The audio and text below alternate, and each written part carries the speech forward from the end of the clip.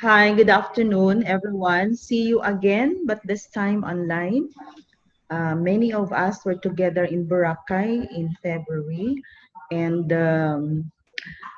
because of this pandemic, we are forced to just see each other in the screen of technology. But this does not prevent us from helping each other, particularly on issues that confront us as teachers during the pandemic and under what we call as norm. So I will be sharing with you both from research and but more particularly on experience, how I prepared modules and how I use these modules using the present connectivity or present platforms that we are trained of to meet the demands of the new normal. So there is, I think, no need to explain further the rationale of this presentation and the need for modular instruction. What probably may be important is to start the basic ideas that underlie the rationale or that gives the rationale for the use of modular instruction. Um, this has been one of the biggest issues now, particularly in the public schools and with schools with no connectivity. I had been around several schools in northern Iloilo, particularly the NEPSI schools. There are 7 NEPSI schools in northern Iloilo, and also in my own school at Western Institute of Technology, trying to share my experiences and how I am able to use the module and write it or prepare it in a way that is very simple, because I think it's a notion that many teachers find preparation of the module difficult, particularly using it um, because the modules are just provided to them, like in the public schools, and the public schools really have to deliver the modules to the students and retrieve the outcomes of the students because of the absence of connectivity, and that was very true to NEPSI schools. And so based on my experiences with them, I was able to come up with some ways to simplify the preparation of the module, and particularly using this with the different platforms of the league the new LMS, under the new normal.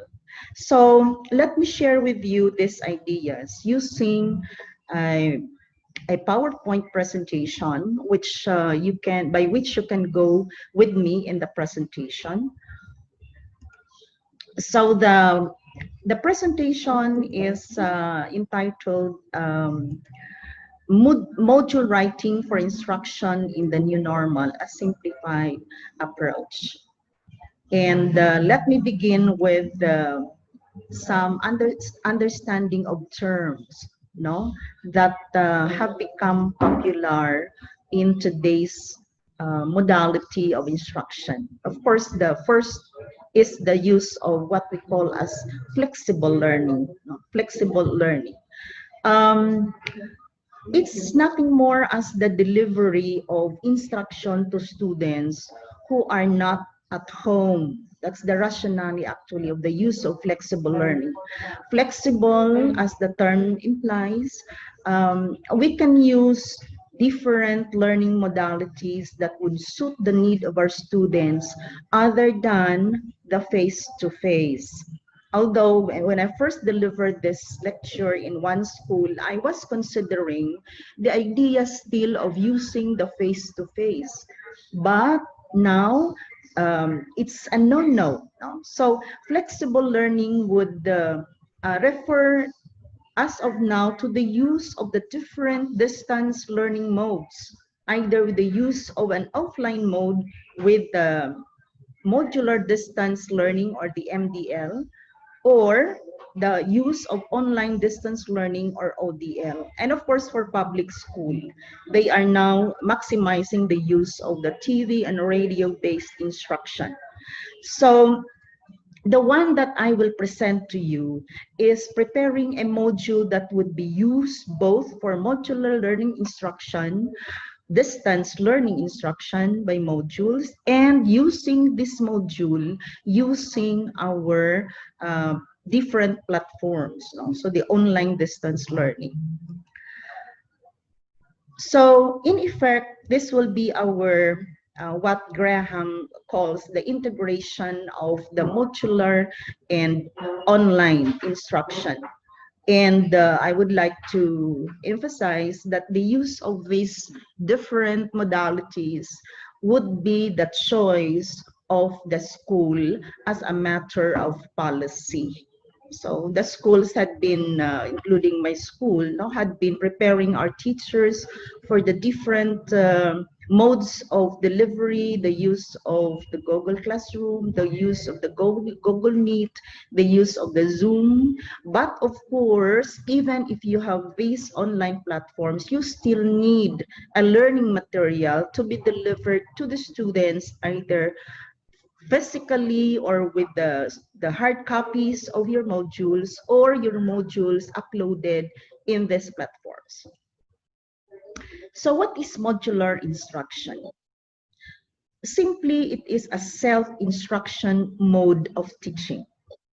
Self-instruction, that the student instructs himself or the learner instructs himself.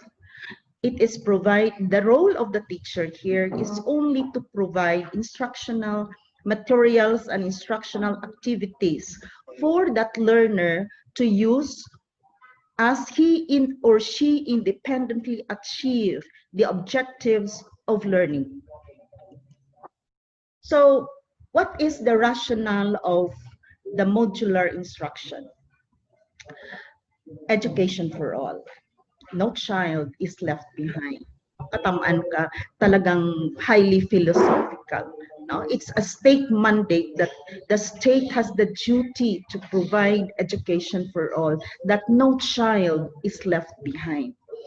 But you see, under the present condition, if we just rely on the use of technology, we just use the online modality of delivering education to our students. How about those who cannot have or who do not have access to the internet? Now, even if they have the gadgets, the cell phone and the laptops, the computers, and even if they have the access to the internet, the other questions like even here in the city, we have problems of connectivity.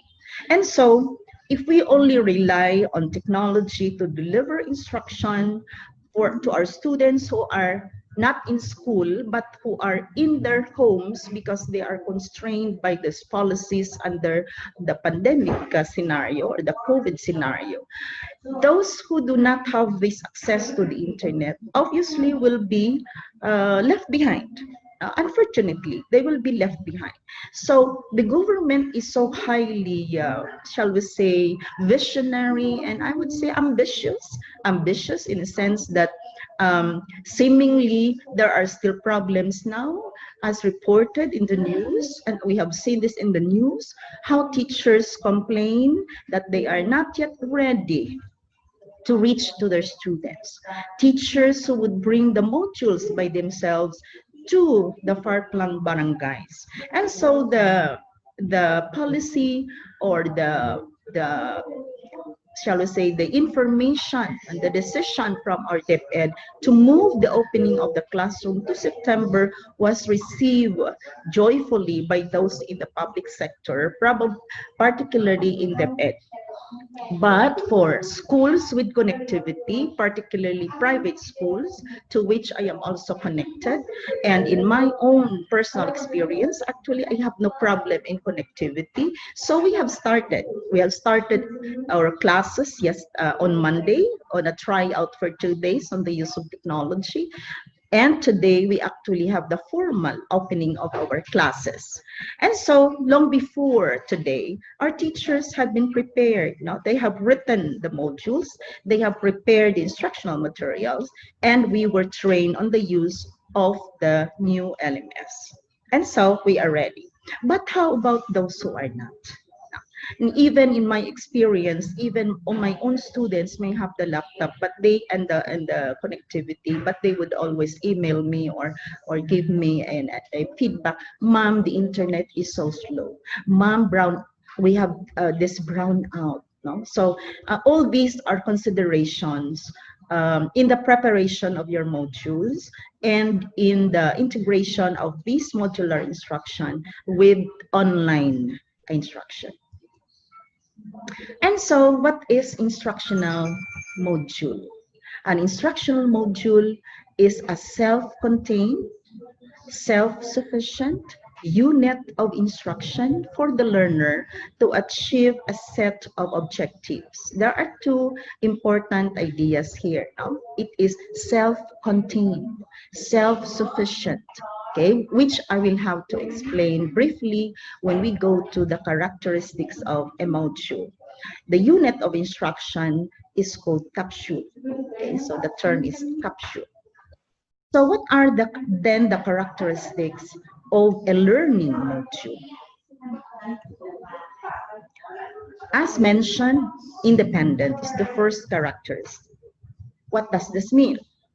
The learner learns by himself on his own pace and time. No presence of the teacher. The moment the module reaches your student in their homes, either they receive the module as the hard copy of 5 to 10 pages, probably, of an instructional unit, the student is now left on his own. Okay, who may be with this student to learn the module prepared by the teacher for him, and who will be with this student to do the activity that the module is asking him or her to do. So he may have his parents, his siblings, okay, and friends probably. And for those who are capable, they may ask for tutors. So how they study the modules, the content, the lesson prepared by the teacher, and how this student will perform the assessment tests and the activities is not known to the teacher. It's not known to the teacher. Okay, and so the teacher therefore will just receive the accomplishments of the students, but he must always understand that the student may not have been may not be the one who prepared this, and that will be a great limitation, in education. But we cannot do otherwise. We have to embrace that possibility.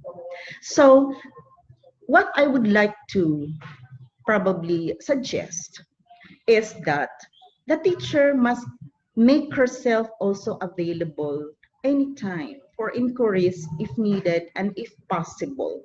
But if it is not possible, then we cannot do otherwise. Let me give my own way of doing it. In the last 2 days of trial that I had my classes online with the module that I prepared.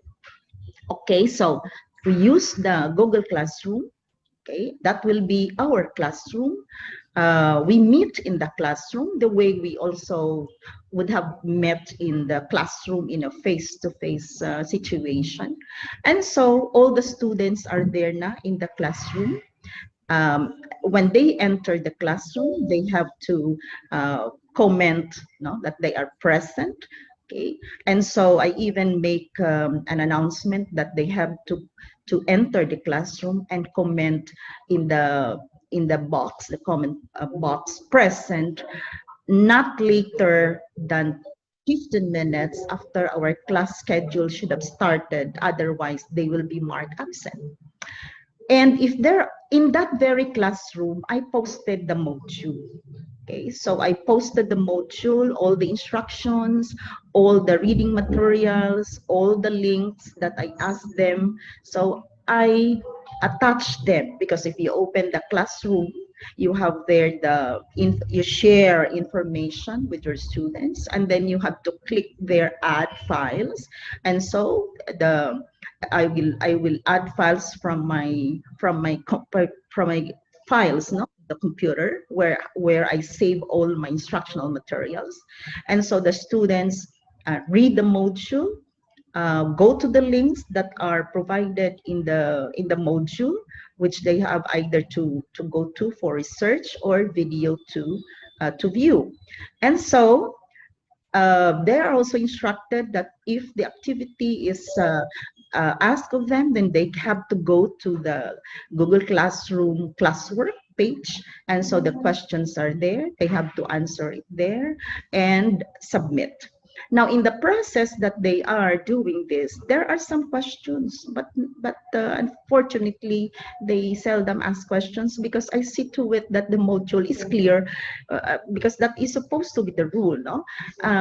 Prepare your module as clear as possible for students, or for your student to understand himself. Otherwise, he will be calling you anytime. And how do they call me if they have problems? Like they ask me, "Ma'am, shall we pass the activity today, or is there a deadline for submission?" Sometimes I miss to place there in the Google Classroom the deadline. So they would call me. But for that purpose, I created a group chat. Now, a group chat, usually using the Messenger. But now I have created one using the Viber, and that is only used exclusively for my classes. No? So if they ask questions which are not related to academics, then they have to call me using the Messenger chat room or my personal account in the Messenger. Okay, so they may call me, and so I am ready. No? Well, they are in the classroom, let's say for 1 hour. I'm also waiting for them for the whole period in case they call me, or in case they text me. So that is our responsibility as the teacher. That's why I would like to say that if you don't want to be disturbed, to be called by your students in the middle of the night for questions, see to it that you prepare your module properly. No, properly would mean that it's understood, it's very simple, and that students have no way of misunderstanding or could be confused of your instructions. So, well, another thing is that the submission, for example, of accomplishment reports should also be flexible, no? Because they are doing this in their own pace and in their own time. You may not know where they're doing their work, or we would, as teachers, may not know when in the day they will be working on the activity. You ask them. And so supposedly in module instruction, there is no fixed date for submission, but I would like to believe that we still have to discipline our students. So we have to give them at least the date and the time and the date due for submission for discipline purposes. Otherwise, they will be drowned, no, in the depth of their activities given to them by their other teachers. Imagine if the student has 8 teachers. Now he will be receiving also 8 instructions for activities to do in a day or in a week. Now, so if the students will not be working on this immediately, then they might find themselves in a situation where they could no longer cope up with all of these activities. You know, one disadvantage of module instruction is the procrastination. There is a tendency of students to work it tomorrow or bukas na lang and all, and so one day they find themselves already, shall we say, in a situation where they could no longer be able to work on their activities excellently as expected of them. Now, self-contained. Now, what does it mean to say that the module must be self-contained? The module should be a capsule, as a unit of instruction, meaning to say, it embraces a particular topic, simple, singular topic.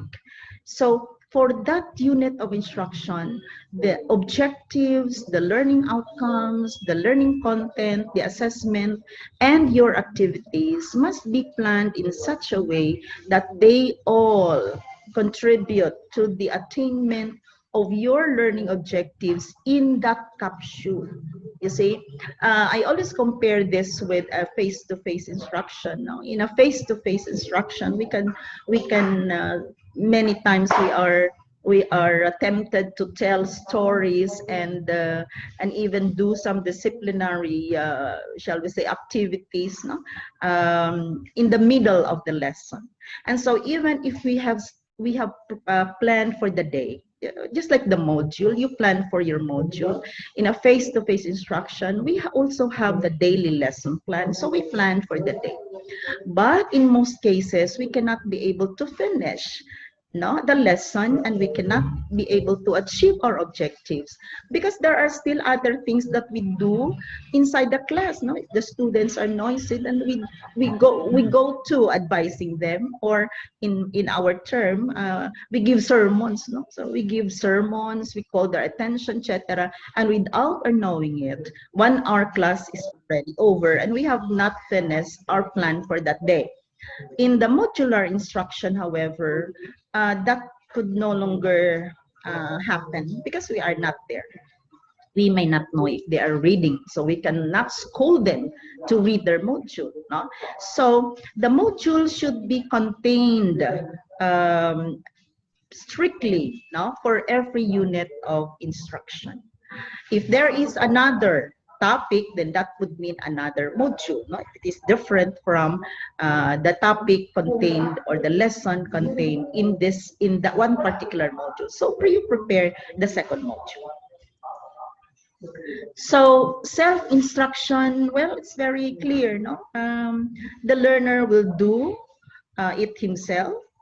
Okay, he will teach himself. He will do the things required of him in the module. He will reach out to all possible means of resources to understand the module other than what probably is provided by the teacher. But we have to remember that the student has also other modules to work on aside from ours. So let us not make module instruction difficult for our students. So the first thing that we should do is we have to see to it that our module is simple and clear, especially in terms of instruction. There should be no room for confusion or misunderstanding by the learner. Otherwise, our module is not serving its purpose. But most importantly, let us provide the materials for learning to them. Let us not give them additional burden of looking the materials by themselves, especially if the materials are found in the internet. Or they cannot come to the school, to the library in the first place. If you can probably ask them to buy the book, then they have to be told to buy the book or advised to buy the book, no, the textbook. But if they cannot, which in most cases they cannot, and so it is our obligation as teachers to prepare and provide them these materials. No? That's why before you make your modules, you really have to browse the internet of possible sources of learning resources to be used for your modular instruction. You know, it's very, in my experience, it's very difficult. It's really tiresome. Okay, it's easy to speak and to talk before them in the classroom than prepare 9, 8, 10 modules for a course, for example, and each module will have different subtopics. Very difficult. No? I was joking that it's probably high time for teachers who are not married to marry already. So you have your husband to to probably help you in your module writing and checking, because if you are not, then there may be a danger of having no time at all to do some dating. Okay, so seemingly we go back to the old times when teachers are burning candles, preparing their lesson plans and their learning activities, their technology for instruction overnight, and to bring them in school. That was the old days. The only difference is we do not come to school, but we have to be ready the next day for our class online. So what are the elements of an instructional module? Now, regardless of who will present to you, or who lectures to you, or who helps you prepare the instructional module, the elements are just the same. It's just a matter of how these elements of instructional module are placed, in the document, or how they are probably reflected on paper. So how they will be presented, the style and all, is a matter of your personal choice, or sometimes a matter of a school decision.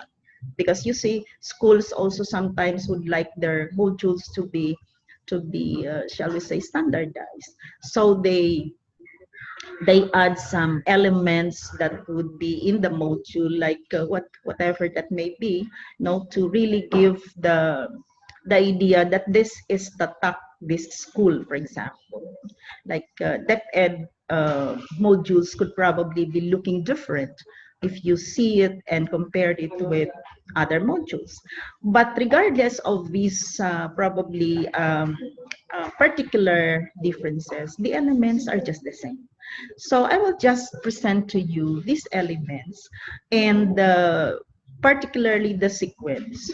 And if you are just being probably honest lang, you are honest and simple-minded to just follow its element, module writing is not difficult, especially if you have already started doing a sample module. Then the rest would just like be the same, would be the same, and you simply have to edit and all, and it would be easy. So the first element of the module is the title. So there must always be the title. But in module writing, that would mean the title of the module and the title of the lesson in that module. So when we speak of module title, it is the main topic in a course. Now, if you have the book, if you have the textbook, and if in that textbook that you're using for a class, there are 10 chapters, then that would mean you have 10 modules. 10 modules.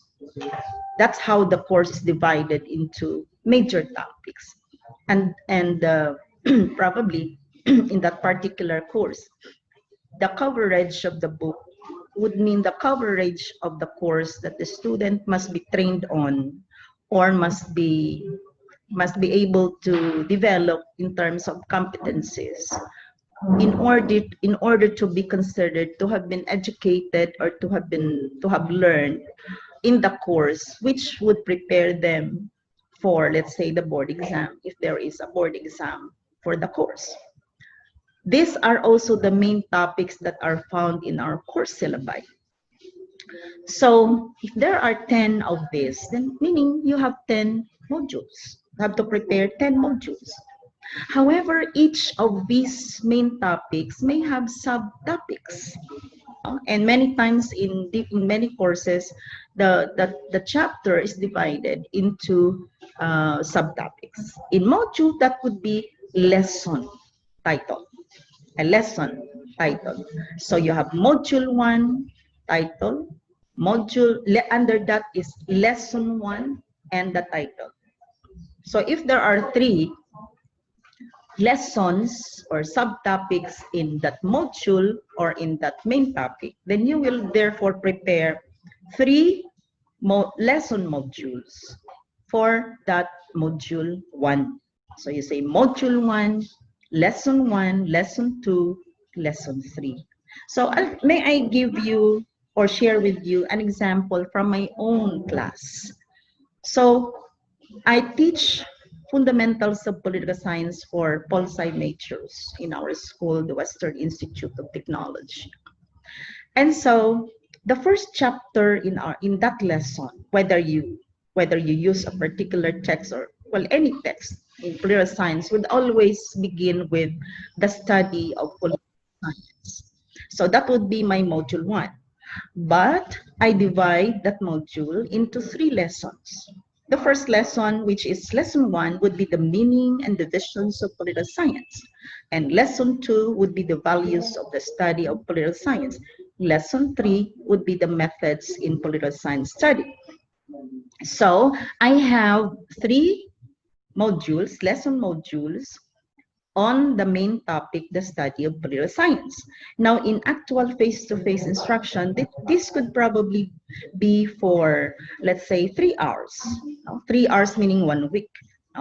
In a 3-unit course, in a face-to-face instruction, you meet MWF or TTH, that's 3 hours in a week.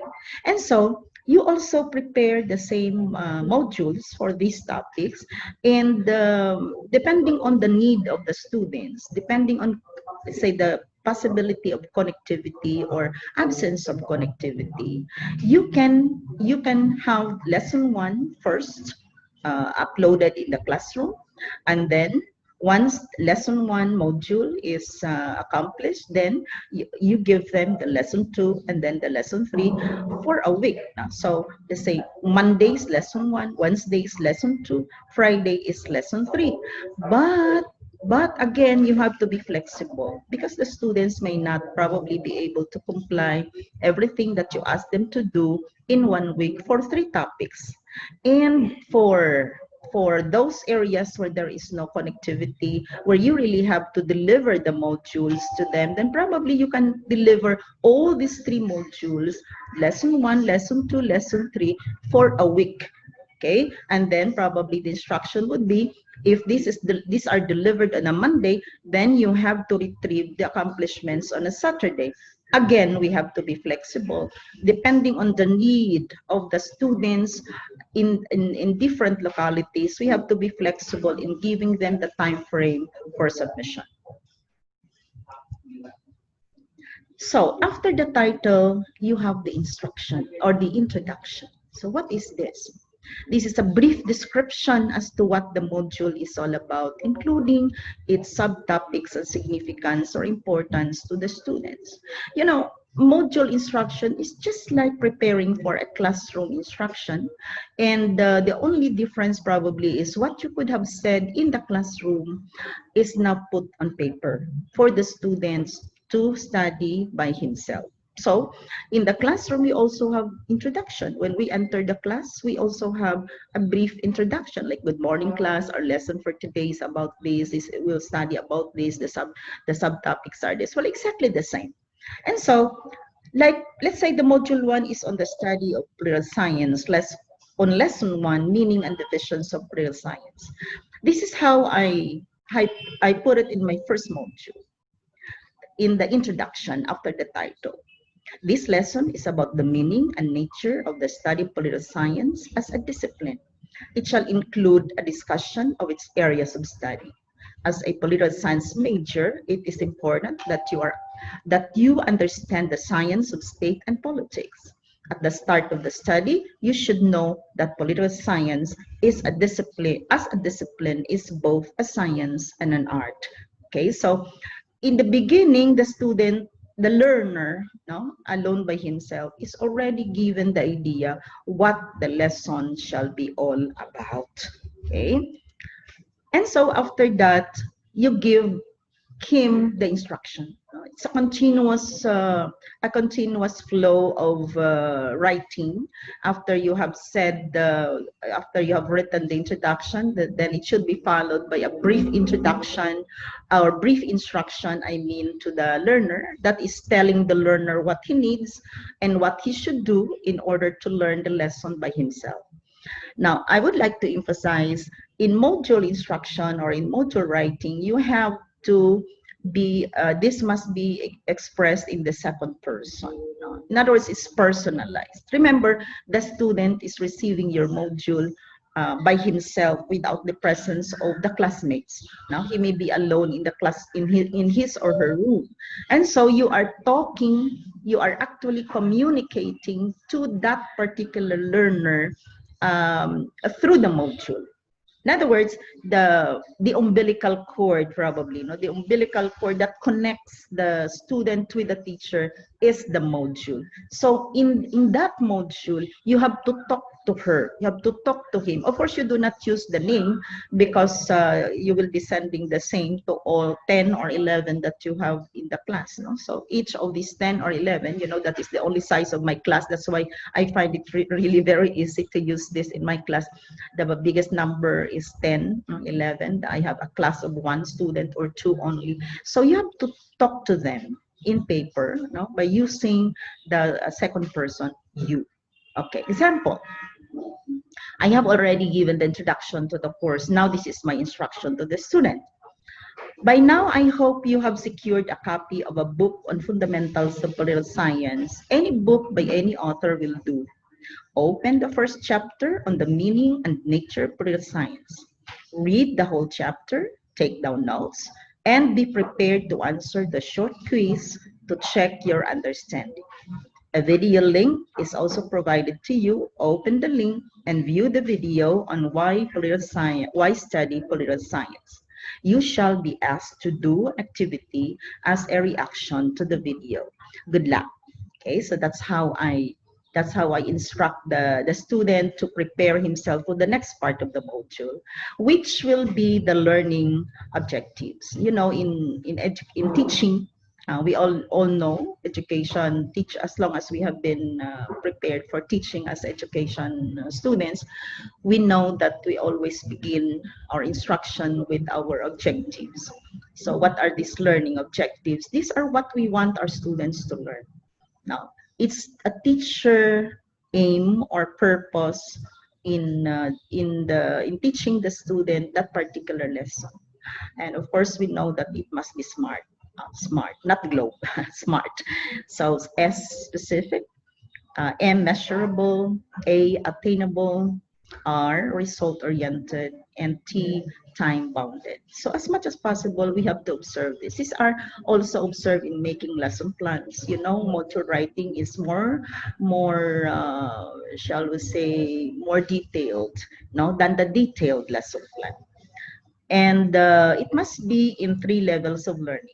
All of us teachers notice that our objectives must always be for the purpose of developing the cognitive level of our students, the psychomotor level, and the affective. This is Bloom's taxonomy of learning. So our module should have an element or an objective that will touch the understanding, the mental, the capacity of our students. At the same time, their psychomotor and the skills, the motor skills, and the values, their feelings, which are in the affective domain. So there must be minimum of 3 objectives. You can have more, but you must have 3 minimum if you have only 1 for cognitive, 1 for psychomotor, 1 for affective. So example, the student, to provide the learner with, to enable the learner to assist the learner in. So for example, to provide the learner with the knowledge on the meaning of political science, to enable the learner to execute, for example, or to enable the learner to develop an essay, or to develop a thesis or a paper about, let's say, political science, and probably to assist the learner in valuing, to assist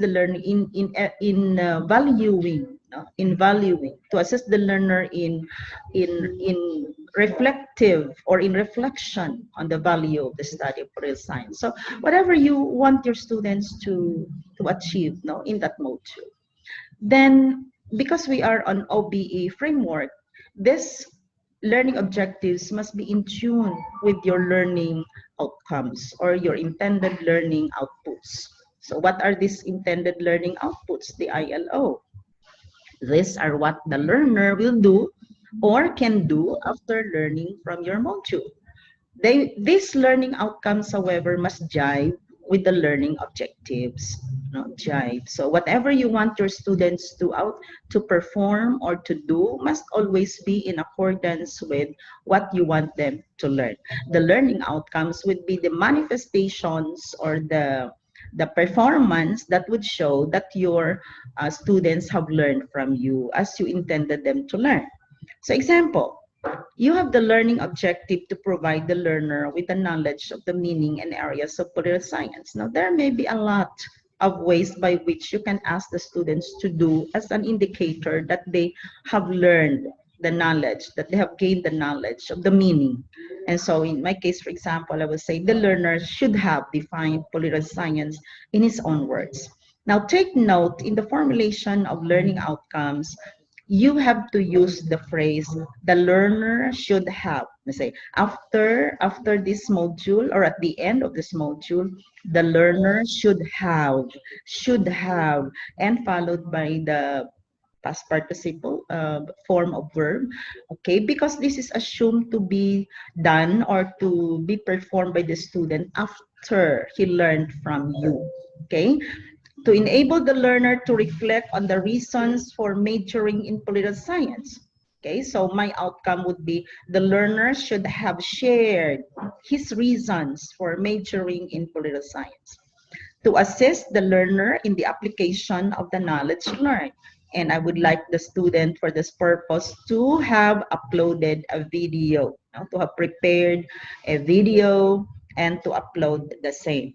So they have to jive. No? So what these objectives are and learning outcomes and how to form them, probably you must have learned when you had your seminar in the outcomes-based education framework of teaching and learning. Now, what should be your instructional materials in this particular lesson?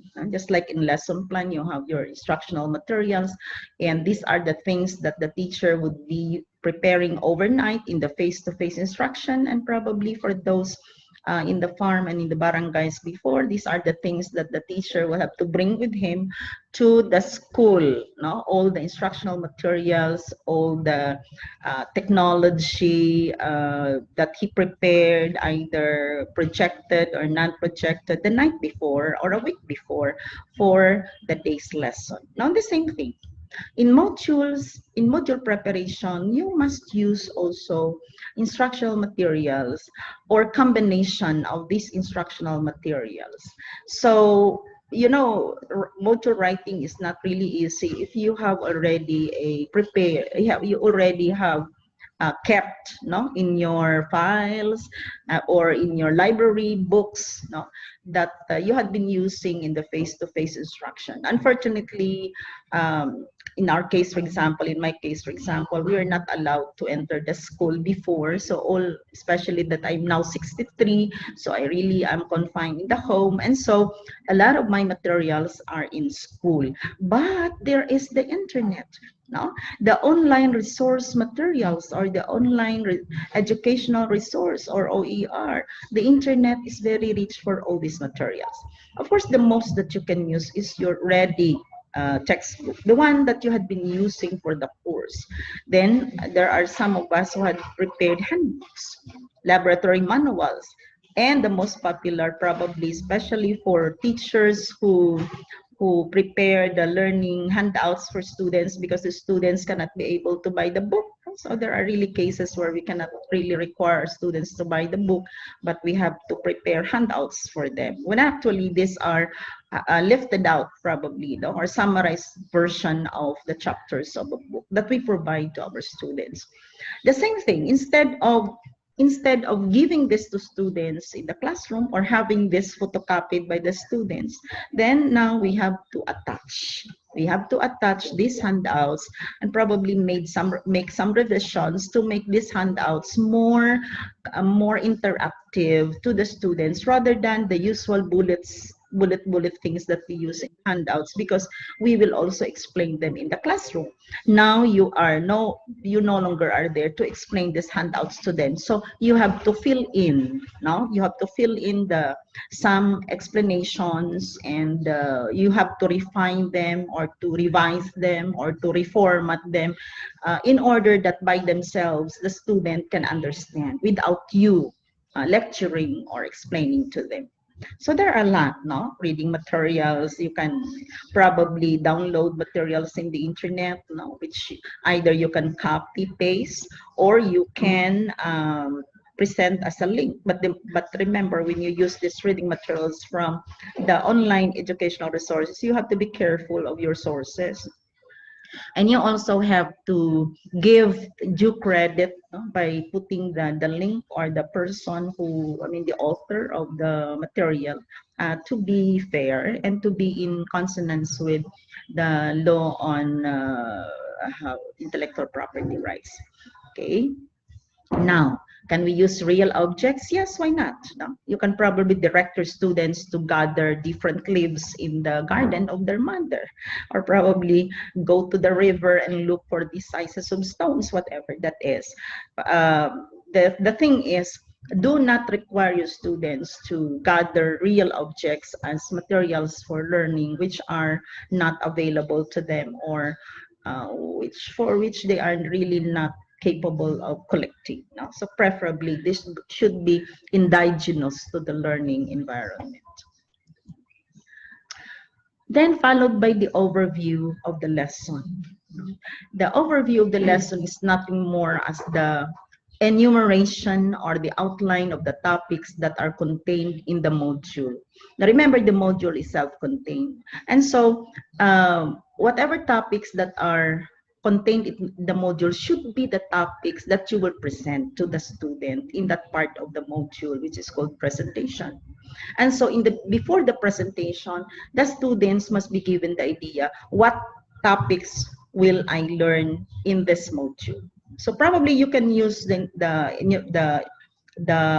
shall we say, the opening phrase, like saying the following topics are contained in the module, or probably you can say in this module you will learn the following, or use your own style. So like very simply I say the following topics are contained in this lesson. Meaning, meaning, nature and areas of political science discipline. B, values of the study of political science. And C, the science and art of political science. So the student already will expect these things in the discussion, and this would also be a reminder to you as the teacher that you should confine your module on the three topics, on these three topics. Now, the meat of the module is the presentation. So just like when you are in the classroom, you will say, our class now will start our lesson. Our lesson for today is about this, so we start. So first, it must be clear. The presentation must be clear. It must be direct, simple, and well organized, following your overview. In the face-to-face classroom, probably this would mean that in the presentation, you must be clear in your language. You must use instructional strategies that are applicable to the kind of students and the kind of classroom that you have. That probably you will use lecture or these things. You know, before I had been going around schools of the College of Arts and Sciences programs when I was president of APCAS 6, to teach our teachers different techniques of classroom instruction, like how to ask questions and all that. But you know, these things are no longer needed, or probably not the menu, no, in our classroom instruction, or distance classroom instruction. So the most that we can, the best thing here is that we should be clear in our use of language. We should be well organized in our presentation, because our students should be directed, our students should be guided, that by himself or themselves they can learn from you. So your writing skill is very important here. Yeah. So it is actually a simulation of what you could have done or said in the face-to-face classroom setting. Now, it should have also elements of motivation. So in the class, for example, before you begin your topic, you might probably be asking questions. Are you familiar with? Have you seen this? No. So we know that in principles of teaching, there must be elements of motivation, particularly in accordance with the kind of students that you have. So there must also be this motivation on paper. Why not? No, you can probably ask the question, you can tell a story, you can give a poem or a proverb or well, whatever that would ignite the interest of the students in reading through your module. You see? Because if you are not, if your module is motivating, the students will find it dull, and then probably after the first paragraph, they will set aside your module. No, they will say, I will just look at it tomorrow. No, and then ultimately not doing it. But if in the beginning of the presentation of the lesson, your students are already motivated, no, you raised some issues that tickle their minds, no, to read, no, what could be the answer to this question in this module. The next is presentation must be conversational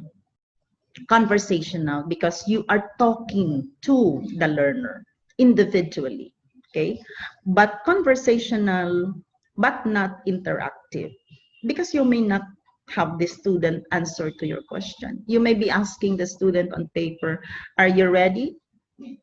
Did you find difficulty in understanding the previous presentation? You cannot hear the student say, no, ma'am. You cannot hear the student, yes, ma'am. So it is conversational, but not interactive. But of course, you have to be ready to answer the questions if they call you, no, or if they text you. The tone is personal to the student, as I have mentioned already, and it must be in the second person you. It should be attractive, okay? Attractive in terms of color, especially if you are preparing module for high school and elementary. So there should be some form of color. It should be colorful. Now it should be artistic. You must be using some artistic, shall we say, methodologies or strategies. Now you can probably change some font, no? Or you can have probably some colorful pictures attached to your module or drawings, stick drawings, whatever.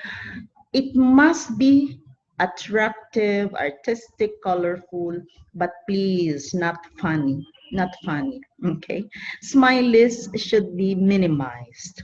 And the use of pictures, colorful pictures also should be minimized. Otherwise, your module becomes probably a newspaper, no, a newspaper. Okay, let me illustrate what I had been sharing with you using my own class in AB Political Science major, AB1, Introduction to Political Science for this semester, academic year 2020 at Western Institute of Technology. These are first-year students. You see, I will be missing them in the class because this some sort of class is always a welcome class to the program. And I always look forward to see the first-year students who are joining the program. So, Module 1, Lesson 1. So, my introduction is actually look like this. No, I would like to present to them myself. Okay, they have not seen me, of course, because they come from different schools and have joined the Western Institute of Technology as first-year students. So we have not met. They do not know me. So I might have chosen probably the most motherly look picture for them not to fear me. They must have heard probably stories about Dr. Legaspi or whatever, but you see, we have to give them the impression, no, that we are there to help them. And so this is how I introduce myself using this, I insert this, shall we say, this figure, no, from the internet, and right there saying that I will be your teacher, and a little instruction about what the course will be about. Then I motivate them to be, and by welcoming them to the Pulsai family. You know, our program is just few. We only have few students joining the program, so we barely have, let's say, not more than 30 from the first year to fourth year. So I welcome them to the family because we have developed closeness in the program. They could have had their welcome party and probably knowing each other and to be one as a family, helping each other from the fourth year to the first year. So I'd like them to give that idea. So welcome to the Polsai family, where the mind is honed in critical thinking and the heart nurtured with a love for the common good in wisdom, integrity, and truth. And then I say, you chose political science as your major, but I am certain you do not have the clear understanding of what the program is all about yet. So PS 111 is your introductory course of the program. AB major in political science. I hope that this module shall clear your way to become one of us, and I wish you good luck. Okay, so I hope that this will be a little bit of motivation to them. Then I start with the first topic, why study political science. So I start by saying the program they say it is difficult. So, well, I think so. You say, consider them. And so I give the first definition, okay, what is political science. So I give them the definition. But before this, I have asked them already to buy the book, and they must have already read the chapter on the meaning of political science. And then for further reading, open your book. So this is how I introduce the first topic, the meaning of political science. Then the second topic is the etymology. So I give them a brief idea of what political science origin is by etymology, and the object of understanding the state, ideals, and principles as a study of community and the relations of man with other men, the state, and other states. And then what political science is for leaders. So I found in the internet this very good, shall we say, material, what political science for Harry Truman. He said politics is a fascinating game because politics is government. It is the art of government. Vivan, I have never regarded politics as the arena of morals. It is the arena of interest. I found this in the internet. And then I also found this, why study political science? I found this very good caption, like keep calm and study political science. So there are hundreds and thousands reasons for this. And I found this very good testimony of a student. You know, there are many in the internet. You can always copy paste the picture. And so this girl shared his idea of or reasons why he joined political science. So I give them additional of this type of information by placing check this link for additional information. So if they receive the module online, all they have to do is to click this link and they will be brought to the article or to the source where they can find a lot of reasons to study political science. And then I said, so what were provided to you in this lesson as a form of summary? So there shall always be a summary. So I said, you have learned the definition of political science. You have learned the reasons for the study of political science and the values and all. Remember that whatever you have to write in the summary are indeed the things that they have learned in your lesson, either from the handouts or from the links. And then there must always be this assessment. The assessment questions are intended to check the learner's mastery of the topics contained in the module, meaning to say, do not ask questions that could not be answered by the students because they are not covered by your module. Okay? They must always be guided by your lesson objectives because the assessment questions are intended to see whether you have achieved your objectives in terms of what the students will learn. Questions should be based on the topics contained in the module. Do not ask questions which are not contained in the module or could not be are not, I mean, related to the module. In the same manner that in the face-to-face classroom, we do not ask questions in our test, whether it is a quiz or a long exam. Questions which we have not discussed in the classroom. That is a no-no.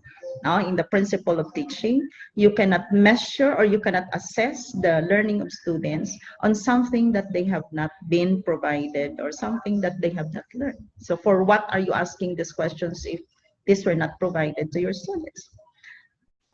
As much as possible, no memory level or objective questions, especially if the modules are provided as a hard copy. But I discovered just lately that we can also ask memory level questions if you're using the Google Classroom because they will immediately submit that. So the possibility of copying from each other or the possibility of cheating, no, is minimized because they have to pass it immediately online. But I would still suggest that we go by the alternative and performance-based questions. Questions that would make them explain, questions that will make them apply the knowledge that they have learned from the module. And for this purpose, you really have to provide the rubrics for evaluation. So if the essay, for example, is worth 30 points, what are the criteria on the basis of which you score or you evaluate the essay of the students based? So that would be the criteria for your rubric. Well, we know that as teachers. And so I have this assessment questions, which are now at present modified because the modification that I used here in the instruction is open your Google Classroom work something like there is a classwork section in the Google Classroom. This in the Google Classroom you have the stream where all the information and that you want to share with the students. Then you have the classwork where you have the exams or the tests, etc. Then you have the people, the members of your class, and then you have the grades. So my instruction now is for them to go to the Google Classwork and they will find these questions there and to answer it there.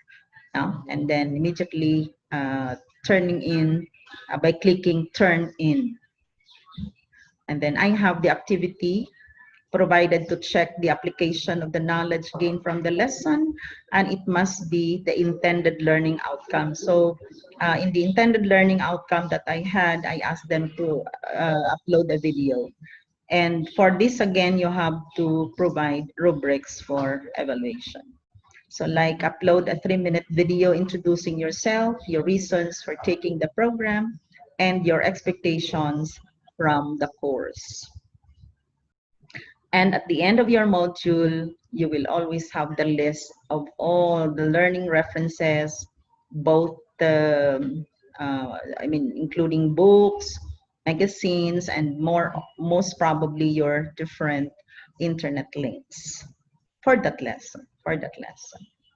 And so this ends my my presentation, and I hope that everything is clear.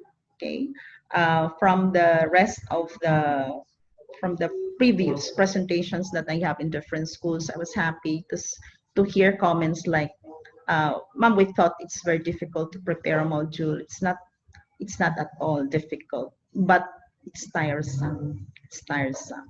Okay, you will be hooked to your computer every day, especially if you have not prepared long time ago. Because the presumption here is you should have prepared long time ago. But if you are just starting now, it would be very tiresome, very tiresome.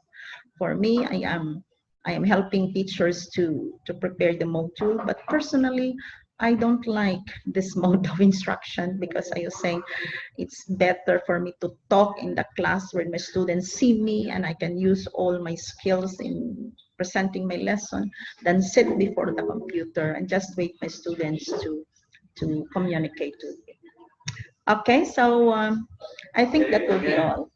That ends the presentation of Dr. Ligaspi. We will now proceed to our question and answer portion. Our session for this afternoon is only allocated for 2 hours. We will cater as many questions as possible depending on the availability of our time. We will select questions raised by our participants during Zoom and Facebook. And for those who will be tapped to ask questions, I would like you to introduce yourself first, the institution where you're affiliated with, and your question. Okay. We'll just wait, Dr. Ligaspi. We have here participants from Zoom and also participants in Facebook. Okay, as we all know, working on module is one of the struggles of teachers nowadays. In my case, for example, in the university, we have many subjects in the general education that are new to us. And we are struggling, especially in looking for references, especially to that, for example, of gender and society. We don't have an available book on that yet that is circulating among universities here. I have a personal question, Dr. Ligaspi. We have many existing models, especially in module making. The point that we are talking about simplified way of coming up with a module. Do you have one suggested model whom you think is the most simple one? To be honest, I would call myself the Legazpi model. I really am very innovative because personally, I really find it hard to follow. No, sample modules that I try to check out, and even the modules provided by the public school to some teachers. I tried to look at them. No, I had this experience with one teacher. Mom, we are asking you to teach us how to simplify the modules because you see this is the module provided to us, okay, in the MELCs. And so I saw that that module from the English, it's an English communications communication subject in senior high. It's so fake. And then I asked the teacher, can you understand? I scanned over the module and I told her, can you understand the module? Yan, mom, no. And I really do not know how could I give this to students. You know, the ideas are scattered. There are a lot of things in that module, and I really cannot see the sequence of ideas. If I were the student, just so you see, I always judge the module from the point of view of a student. Now, if I were the student and I received this module for you, I cannot understand. And so the teacher told me, I also cannot understand, ma'am. So how can you make your student understand the module if you yourself do not know how to use or how do not understand in the module? So you may have the sample modules probably, like the ones given in the government, but I think the teacher still has the freedom, you know, or the choice to revise or not revise but to reformat or simplify that module because the teacher is the one who knows the need and the kind of students that they have. So after research and after probably looking at other sample modules, I came up with my own, which I used to adapt. No, in the last 2 or 3 years that I was teaching political science with only few students, I really use the module type. But the only difference is the students come to class. So they come to me on a Monday, get the module. I explain to them what this topic is all about and what they will do. They work on it on a Wednesday. They may not report to me and return on a Friday to show to me their outputs, and we discuss their outputs. And that's how I handled my class in the majors, and that is just easy because I only have 5, 4 students. But what if you will have 20, 40, 50 is really very difficult. Is it okay, ma'am, for us to come up with our own models? Well, Like, for again, example, I noticed yeah, that we have existing models like that of Dr. Bilbao, for example, yeah, I used the book of or Dr. Bilbao. young Sir Paul. Uh, Like in our university, for example, the most common model that we are using is the 4A's. the 4A's, yes. We thought that the 4A's is the easiest one, but we are actually struggling, especially in identifying that what is the application, its difference to that of assessment, for example. So, what do you think, ma'am? Is it okay for us to come up with our own models? It depends on the school. Like the one I was telling you, the when I went around NEPSI school, the 7 schools of the Northern Iloilo Polytechnic State College, their purpose was to harmonize all the modules in all campuses.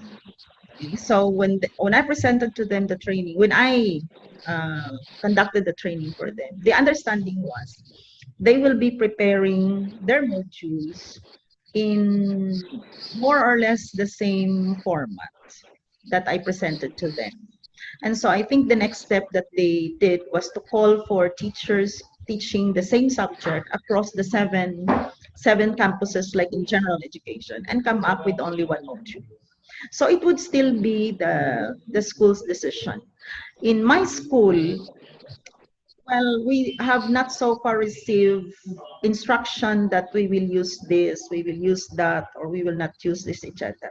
In fact, the use of the classroom, Google Classroom and Google Meet is as the need for it arise uh, for the implementation of our modular instruction.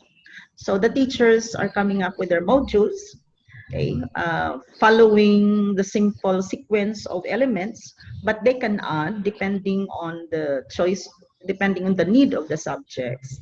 They can add their own way of presenting it, and the school does not impose the format. So I would still say depends on the school. Okay, thank you, Doc. So we have here a question too from Josephine Emoy. Her question is, okay, thank you, Dr. Ligaspi, for the wonderful insights you shared. Thank you. Ma'am, I would like to ask, how do we resolve issues on plagiarism in preparing the modules? Okay. Especially that now, considering the time constraints, instructors are tempted to simply copy paste from other references. What could you advise about this, ma'am?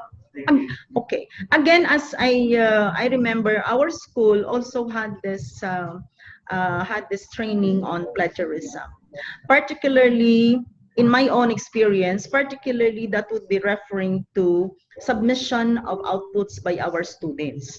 Okay, not so much with probably in our module, because as teachers, we should know and we should be careful that we are also using sources of materials which are scholarly acceptable, no? Like for example, generally as a teaching material, we are discouraged to use the Wikipedia, no? That is really not acceptable because it's some sort of a gathering of ideas compiled, no, by the Wikipedia. In fact, they are asking, for example, some topics to be improved, no, by the readers to add more information in the Wikipedia. But am I using Wikipedia? Yes. No, I am using it because that is the easiest material to go to for information like definitions, history, etc. But how do I use it? When you go through the article in the Wikipedia, you see there that the sources of ideas that are found there are listed below. I mean, in the references. So if you have to go down to the reference where this line, for example, was taken. Now, if you use the cursor, no? You go through the references. If it colors blue, meaning to say that the source of information is in the internet. And so you click it, and then you will be directed to the original source. That source should be the one that you will use. No, it may be maybe an article given by a professor in a certain university or organizations like for POLSA, you have the Political Science Association, the APA, and these are the, shall we say, reliable sources of information. Is it okay to copy paste them? Why not? Because these are sources of learning materials, but we always have to see to it that we give due credit to the owner, no, by citation and by copying the link where you got the information. Now, the question is really about student outputs. Now, let's say, for example, you ask the students to write an essay of not less than 500 words, and the students will submit to you the essay, which is copy-pasted. Now, how do we know it is plagiarized? Well, if the school has the system of checking plagiarism, I cannot know the name, no? You have this anti-plagiarism machine, so and so, that if the teacher will have to feed this material to that machine, you will know whether you will know the level, I mean, no, of the article having been plagiarized. Now, how do I know? Excuse me a little. How do I know this? I had been working as online teacher in the U.S. in the Grand Canyon University student. So practically, I was working for him, and he asked me to write essays for him. And this is how they try to check whether your work is plagiarized or not. I think we have one in Google now. Mhm, yeah. They are checking, they have Yeah, checker. Yeah, yeah. plagiarism checker. Yes. And I don't know if you're familiar about specific percentage, if it is allowed or not. Okay. In the US, when I was working there, they only allowed the information to be accepted is 20%, meaning to say 80% original. No, but if like if you put in the article in the checker, no, the plagiarized thing supposedly is colored red. Now, if that is more than 80%, the school or the teacher will not accept that. It happened because when my student asked me to write an essay for him, he returned back to me the essay with almost 90+% plagiarized according to the teacher. And so he asked me to revise. And so I reasoned out, I'm not really sold out to this idea of checker. I told him, I wrote your essay from my stock knowledge, from my own stock knowledge. I even did not open the internet now to write those ideas. So meaning to say, my ideas are also ideas from the internet. That's why it's plagiarized, no? And only probably 10% is considered original. So no, you know what I did? It's there that I learned how to handle this thing there. Sometimes it's not really plagiarized in the sense that you copy it, but for as long as the ideas are already in the internet, it will really be plagiarized according to the machine. So probably what you can do is to revise the sentence construction, use another word, some alternative, and that's it. When I return back the paper, it was accepted by the teacher. Okay, thank you, Doc. We have here another query. Ma'am, would you advise for the faculty design modules to be submitted for ISBN and copywriting for IP protection? I think yes, but not each module. It should be the compilation of all the modules for the course. Now, you mentioned kaina si Dr. Bilbao. Now, I'm using the 2 books of Dr. Bilbao et al. Now, a modular approach in the teaching curriculum dev and another one. But it's practically a module for the whole course for the use of the teacher. So now that we are preparing our modules per lesson, it is already unit by unit, we are already preparing a book, actually. A book. So from module 1 to module 9 with all the 3 lessons, module, for example, for each module, then at the end of the semester, you compile it into a book, provide a cover, and all the things that are needed there, and make it published, and probably submit for you submit it to be patented, etc. And you can always sell it. Okay, sell it to your students the next time the next group of students in the same course. And I always mention it in my lecture, preparing a textbook, or other instructional materials is a must for all teachers. So I think this is a good thing that we can come up with our own book later on. Thank you, ma'am. Okay, we have here, it also is still related to your presentation. What are we going to pass as a requirement in order to get CPD units? Thank you po. I don't know if the CPD units here, Sir Albert, just to Cannot clarify, answer. is related to the module that you will write, if you can ask for a CPD unit with your module. I don't know. I really cannot answer. Yes. Probably the organization can work out for it. I know a lot of colleagues and myself attended webinar, and we were given the certificate of participation, and some of them mentioned that this is equivalent to this number of hours. CPT, I do not know. Probably it's the organizer who should look into this. Okay, we're waiting for other questions to appear. I would like to greet some of our participants. We have Ma'am Mayville Abandit from Andres Bonifacio College. We also have Ma'am Barba, Susana L. Barba of My Pao, My Pao Elementary School. Okay, we also have participants from Western Mindanao State University in Zamboanga. We also have from Davao National High School in Davao Capiz. Okay. We still have also from Muzon, San Luis, Batangas. Okay. We are receiving lots of positive feedback from your presentation, Dr. Thank Liganti. you. Thank you very we much. also have sir, from Andres Bonifacio College in Dipolog City. And also in Facebook, we have a lot of participants there as well. And we have again participants who came all the way from Luzon, Visayas, and Mindanao. Again, thank you for your continued support to our organization. Okay?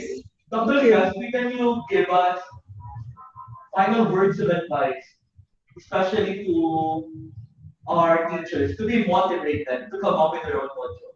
Okay. I am also a consultant to another organization that also call for trainings, webinar on the new normal.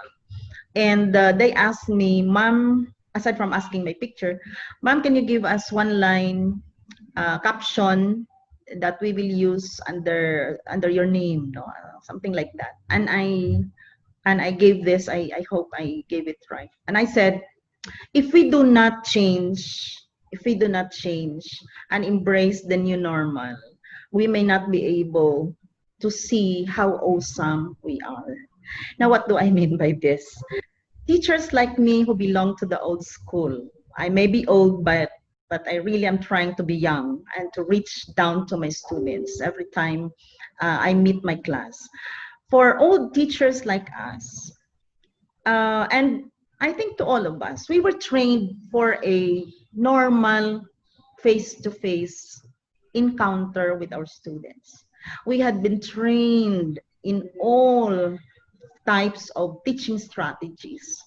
We had been trained how to perform before the class. That our personality is more, shall we say, influential than probably the lesson that we deliver. In 1 hour, the students may have seen us and record the color of our lipstick every meeting, or our dresses and how we look inside the class, but not at all listening to us. We were trained to attract their attention in the class face-to-face modality. Now these are all gone. And I'm not happy about it because they cannot see my beauty in the class. Although they can see me in the frame, but it's different really. So what do I mean? Teachers, we should be ready for the need to be different. The need to be different. Let us embrace the new normal. We have we have no choice. Even if there is a vaccine for the coronavirus, things would be new, not the same as what we were in the past. So let us try to learn. No, we should try to learn. We owe that to our students. Unless you decide na lang to retire, as many of my friends did, because they no longer can be able to cope up with module writing and with the use of technology. No, they said they're old enough to learn the new gadgets, etc. Now, if you embrace that kind of thinking, then there is no reason for you to stay in this profession. Okay, so take it from me. My life is teaching. My life is passion. I may be 63, but I am 36 in terms of my passion for teaching. And I hope I have shared this with you. I hope I have touched your hearts as teachers. Love your profession. We are nothing, and we cannot do anything if we do not embrace the new normal. Thank you very much for having shared with you these thoughts, and I hope that I can see you again in some of our future conferences. Okay, thank you. And that ends your question and answer portion. We will try to reply to some of your queries raised after the end of this session.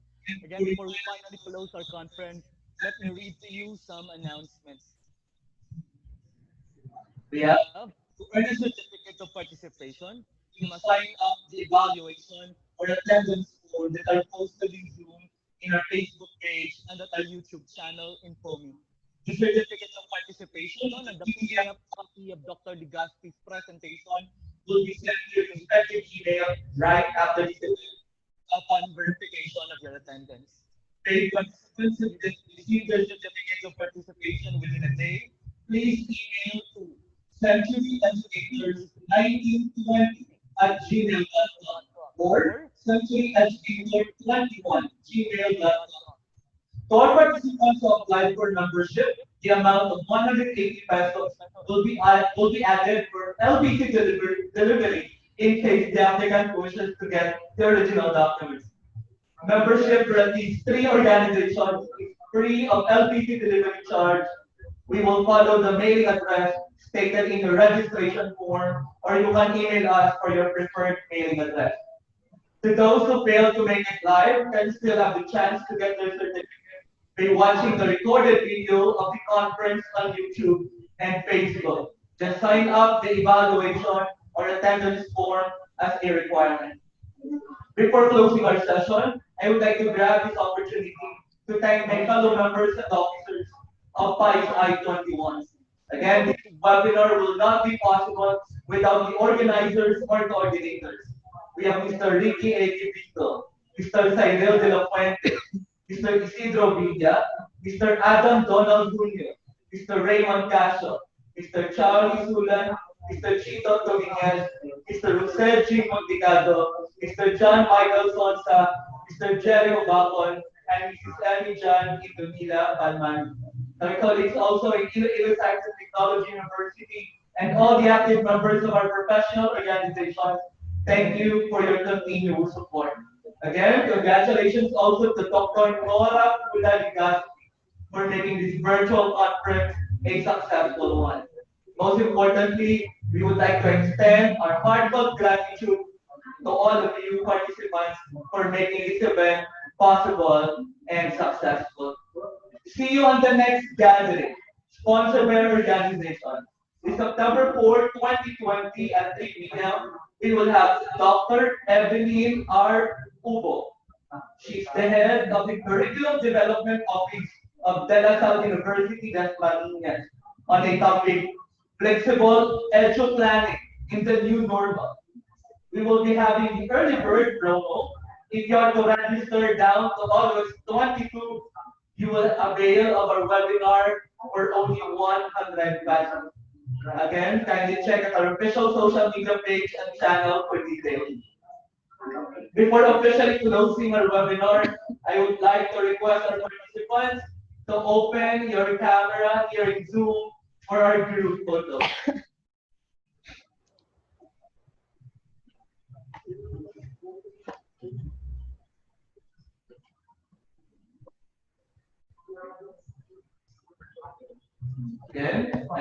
asking everyone to open their camera. Okay, so 1, 2, 3, smile. Next. Okay, next page. Okay, wait.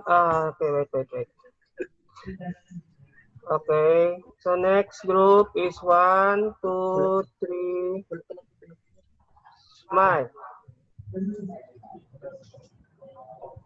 Okay, next batch. Okay, doon ako batch. Okay, so thank you. Last. Okay, so last shot. Okay, so 1, 2, 3, smile. Okay, that's it.